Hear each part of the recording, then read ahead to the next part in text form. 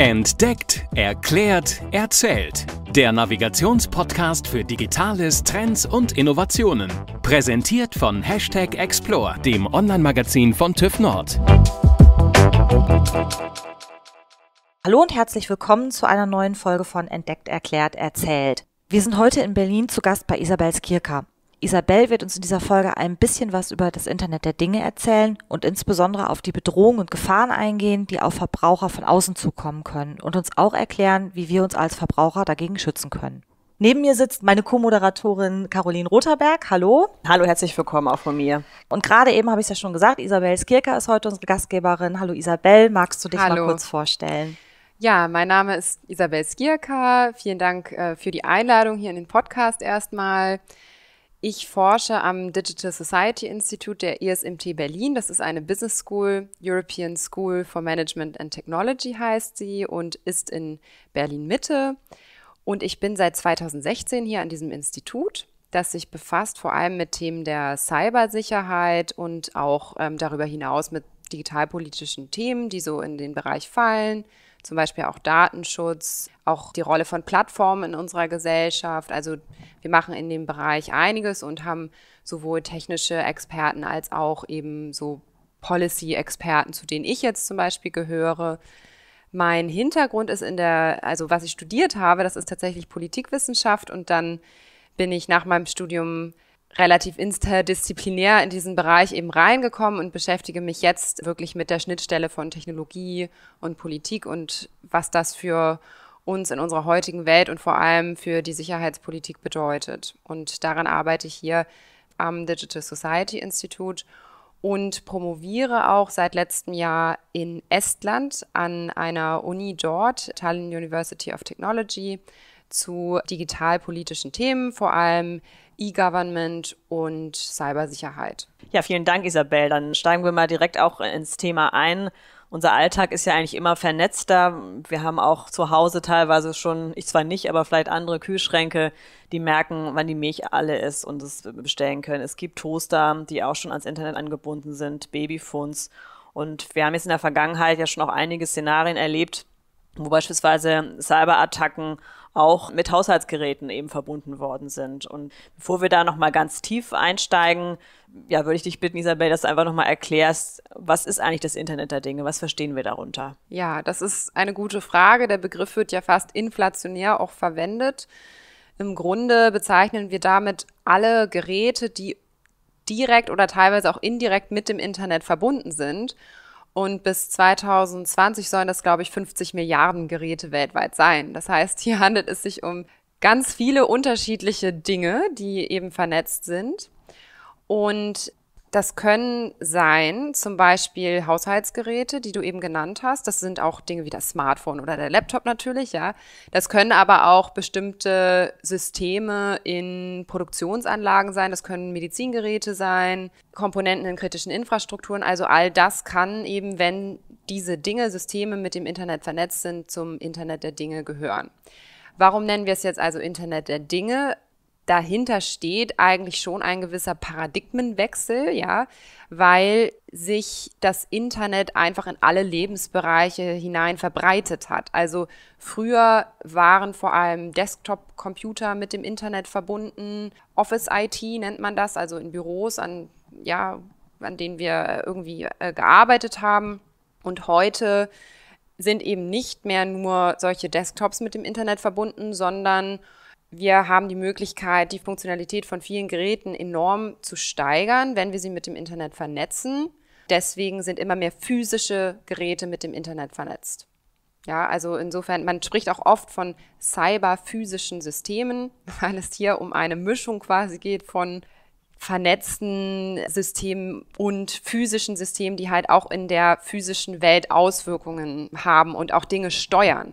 Eine Sache, die noch wichtig dabei ist, dass wir ja Systeme haben, die meistens so funktionieren, dass sie gewisse Sensoren haben. Also sie nehmen etwas auf aus der Umwelt durch Sensoren und verarbeiten das dann und führen dann quasi physische Befehle, physische Aktionen aus, die dann die physische Welt beeinflussen. Ja, das sind diese cyberphysischen Systeme und oft kriegen die auch eben Anleitungen aus dem Internet. So kann man das mal technisch beschreiben. Aber so als Einordnung war es, glaube ich, sehr hilfreich und hat ja auch nochmal eben gezeigt, wie verletzlich ja eben auch so diese Welt geworden ist, dadurch, dass es miteinander verbunden ist. Ich habe jetzt anfangs schon ein paar Cyberattacken erwähnt, wie unter anderem die Nutzung der Router. Kannst du nochmal als auch Expertin so im Bereich Cybersecurity genau einordnen, was bei einigen dieser Attacken genau passiert ist? Wie eben gesagt, werden immer mehr Geräte mit dem Internet vernetzt, die früher nicht mit dem Internet vernetzt waren. Siehe Kühlschränke, siehe Medizingeräte, Autos und so weiter. Nun ist es so, dass gerade in solchen Produktionsanlagen oder Krankenhäusern diese Geräte eben gar nicht dafür gebaut sind, dass sie mit dem Internet vernetzt sind. Das heißt also, sie sind eigentlich mit einem Mindset gebaut, bitte funktioniere, bitte führe diese Befehle aus. Aber bei den Ingenieuren, die diese Geräte gebaut haben, ist der Gedanke nicht immer da, oh, diese Systeme müssen auch auf einmal gegen Cyberangriffe abgesichert sein, weil sie ja auch irgendwie aus dem Internet oder aus dem Netzwerk angegriffen werden können. Deswegen sind viele Geräte eben nicht besonders sicher. Ja, muss man nochmal vorwegstellen. Warum haben wir eigentlich ein Sicherheitsproblem? Es liegt auch vor allem an diesen Designprinzipien. Und die werden heute auch angesetzt, aber oft haben wir es ja auch mit alten Geräten zu tun, die jetzt ans Internet gestöpselt werden quasi, ja, die halt nicht immer darauf ausgelegt sind. So, und deswegen haben wir hier viele Schwachstellen. Das liegt auch daran, dass natürlich die Komplexität steigt. Mit steigender Leistungsfähigkeit, Funktionalität haben wir auch viel mehr Komplexität. Ein autonomes Fahrzeug oder selbst ein vernetztes Fahrzeug, wie wir es heute haben, ist natürlich viel komplexer als ein altes Auto, so in dem Sinne. Also insofern ergeben sich daraus natürlich nochmal viel mehr, also eine größere Angriffsfläche quasi, die genutzt werden kann. Und daraus können jetzt eben neue Bedrohungen entstehen, also dass Angreifer Schwachstellen ausnutzen in diesen Geräten. Und zwar können Angreifer diese Schwachstellen ausnutzen aus dem Internet. Das heißt, sie können irgendwie sonst wo sitzen, theoretisch, ja, und dann diese Schwachstellen über das Internet ausnutzen und durch Malware, also Schadsoftware, irgendwie infizieren. Das heißt, ich habe es zu Hause gemütlich, will frühstücken und mein Toaster, der eigentlich dann nur das Brot toasten soll, ist aber eigentlich auch vernetzt und während andere sonst wo sitzen, können sich im Grunde meines Toasters da bemächtigen und andere Dinge mit anstellen. Natürlich nur, wenn der Toaster nicht richtig abgesichert ist, also zum Beispiel, wenn der Toaster irgendwie direkt am Internet hängt. Darauf können wir vielleicht später nochmal kommen, was man so tun könnte, um diesen Toaster jetzt zu schützen. Aber tatsächlich gibt es Vorfälle, die wir gesehen haben in den letzten Jahren, ganz massive Angriffe, die genau solche Toaster quasi angegriffen haben, weil dort zum Beispiel das Passwort nicht richtig gesichert war. Also das Passwort war dann einfach nur Passwort, das war ein Standardpasswort oder es gab gar kein Passwort und so ein Gerät hing direkt am Netz. Das heißt also, was dann eine Angriffsmöglichkeit ist, dass ein Angreifer quasi ein Botnetz erstellt aus Tausenden von unterschiedlichen Geräten, die irgendwie am Internet hängen und diese Geräte quasi automatisch aus dem Internet angreift, also sich Zugriff verschafft auf diese Geräte und die dann zusammenschließt in einem riesigen Netzwerk, das dann wiederum eine gewisse Rechenleistung, die diese Geräte aufbringen, steuert, um ein anderes Ziel anzugreifen. Das heißt, ich habe so eine Art geballtes Netz und nehme die geballte Rechenleistung all dieser Geräte und greife dann irgendwie einen Server an, zum Beispiel von einem DNS-Provider, so wie es 2016 passiert ist. Und das hieß DNS-Resolver, der wurde angegriffen mit sogenannter Mirai-Malware von einem Mirai-Botnetz. Und dadurch sind dann teilweise Internetdienste wie Twitter oder Netflix auch vom Internet verschwunden für einige Zeit, was man vielleicht noch verkraften kann. Aber jetzt stellt man sich mal vor, so ein Angriff wird geführt gegen kritische Infrastrukturen, gegen Krankenhäuser, stört die Funktionalität, dann ist das natürlich ein Riesenproblem. Und dieser Angriff wurde wirklich ausgeführt mit einer Masse von Geräten wie Babyphones, Toaster, andere Kleinstgeräte, Videokameras vor allem, die dann ihre Rechenleistung geballt eingesetzt haben. Also das war jetzt das waren einfach Haushaltsgeräte in dem Sinne. Schon ein bisschen gruselig. Ja. Also sehr. Ja. Du sagtest gerade, 2016 waren eben 2 dieser auch öffentlichkeitswirksamen, sehr großen Attacken. Jetzt sind wir ein bisschen später, 3 Jahre danach, 2019, fast 2020.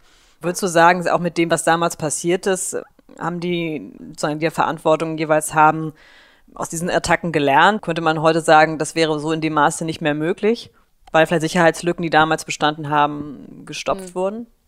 Ganz einfach ist das jetzt nicht zu beantworten. Ich würde sagen, wir haben auf eine gewisse Art und Weise gelernt. Also es gibt sehr viel mehr Bestreben auch von Herstellern, von Geräten und Systemen, auch von der Politik vor allem, Systeme sicherer zu machen oder bestimmte Regeln zu erlassen, damit so etwas in der Form zumindest bei zukünftigen Geräten und Systemen nicht mehr möglich ist.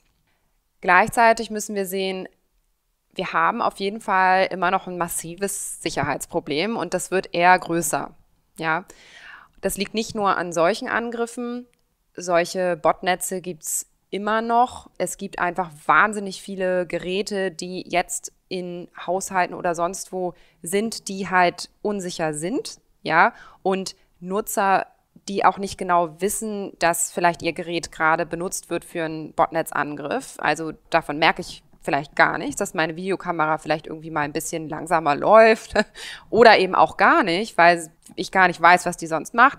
Und die wenigsten Nutzer wissen zum Beispiel heute, dass sie ein Gerät haben, das irgendwie direkt mit dem Internet verbunden ist und dessen Passwort sie ändern müssten. Ja, und da müssten sie sich ja erstmal einloggen auf eine Website von einem Hersteller und das Passwort irgendwie ändern, konfigurieren und so weiter. Da kommen wir vielleicht noch drauf. Aber das eine ist eben das Nutzerbewusstsein, das andere sind eben diese Default-Mechanismen, die nicht auf Sicherheit ausgerichtet sind, weil diese Geräte auch oft sehr günstig sind.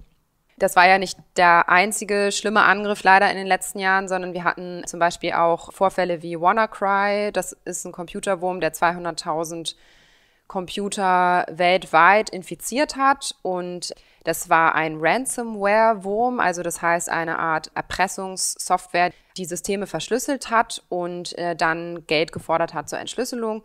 Und das heißt Ransomware. Solche Vorfälle gibt es immer öfter. Und NotPetya hat zum Beispiel dieselbe Schwachstelle ausgenutzt wie WannaCry, ja. Und das ist bis heute der teuerste Cyberangriff, den es bisher gab. Mit den größten Auswirkungen, zumindest finanziell, 10 Milliarden Dollar ungefähr sind da verloren gegangen.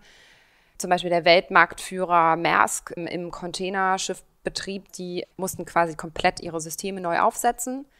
Nicht nur Maersk war betroffen, auch alle möglichen anderen Unternehmen, die wirklich auch in der Produktion Probleme bekommen haben, weil diese Angriffe Schwachstellen genutzt haben in Windows-Systemen, zum Beispiel ja, ältere Windows-Systeme wie Windows XP, ja, die eigentlich gar nicht mehr unterstützt werden mit Updates, aber viele Maschinen in der Produktionsumgebung laufen halt auf solchen alten Betriebssystemen und insofern konnte sich dort dieser Wurm weiter verbreiten, obwohl es auch schon ein Update gab, aber es ist auch nicht immer ganz einfach zu patchen und viele patchen dann ihre Systeme nicht. Also man sieht einfach, dass die Lage jetzt nicht unbedingt besser wird und die Angriffe wiederholen sich irgendwie der einen oder anderen Form, aber dann gibt es natürlich immer noch Abwandlungen davon, neue Schwachstellen, die genutzt werden oder neue Malware-Schadsoftware, die eingesetzt wird, um solche Schwachstellen auszubeuten.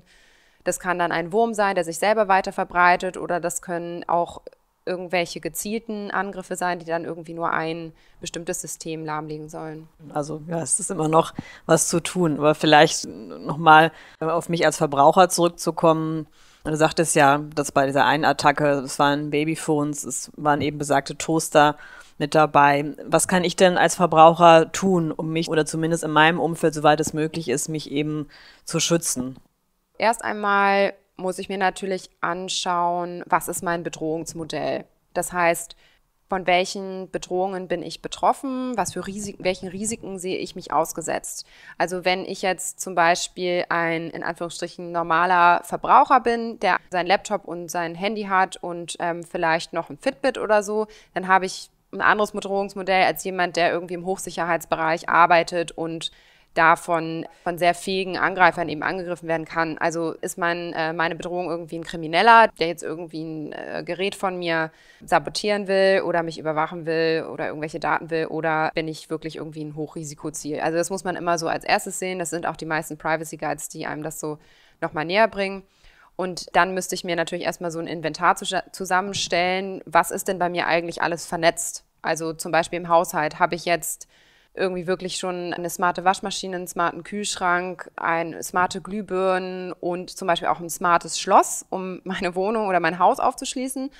Oder hält sich das bei mir noch in Grenzen, ne? Dann habe ich unter Umständen weniger Probleme auf der Front. Was aber ganz wichtig ist zum einen, wenn es jetzt um Angriffe von außen geht, zu Hause, ist natürlich mein Router. Ja, also das ist der zentrale Punkt, an dem ich mit dem Internet vernetzt bin und mit dem sich ja auch Geräte innerhalb meines Haushalts verbinden. Das heißt, Router sind eigentlich schon mit einer Firewall abgesichert, aber da muss ich natürlich auch nochmal gucken, dass ich zum Beispiel den Router konfiguriere, also das Passwort des Routers zum Beispiel ändere, dass das nicht irgendwie einfach nur ein Passwort ist oder es gar keins gibt, dass ich dort auch eine bestimmte Verschlüsselung habe innerhalb meines WLANs quasi, ja.